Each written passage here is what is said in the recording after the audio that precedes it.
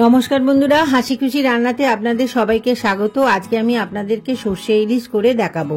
বাজার থেকে কিনে এনে মাছটাকে ভালো করে ধুয়ে আমি নুন হলুদ মাখিয়ে রেখেছি। সেই মাছগুলোকে এখন আমি ভেজে নেব। কড়াতে সর্ষের তেল দিয়ে দিয়েছি এবং একটা একটা করে মাছ দিয়ে আমি ভালো করে মাছগুলোকে ভেজে নিচ্ছি। আমি সর্ষে পাউডারটাকে গুলে রেখেছিলাম, সেই জলটা আমি কড়াতে দিয়ে দিলাম। এবার দিয়ে দেবো টমেটো কুচি আর লঙ্কা কুচি। ওপর থেকে দিয়ে দেবো 1 চামচ হলুদ গুঁড়ো আর 1 চামচ লঙ্কা গুঁড়ো, আর দেব স্বাদ মতো নুন দিয়ে আমি ভালো করে নেড়ে চেড়ে নেবো। দেখুন সর্ষের ঝোলটা আমার ফুটতে আরম্ভ করেছে। এবার যে মাছগুলোকে আমি ভেজে রেখেছি ওইগুলি আমি এর মধ্যে দিয়ে দেবো। তার মধ্যে আমি এর ওপর থেকে দিয়ে দেবো 2 পলা মতো সর্ষের তেল। মাছগুলোকে দিয়ে আমি ভালো করে ফুটিয়ে নেব।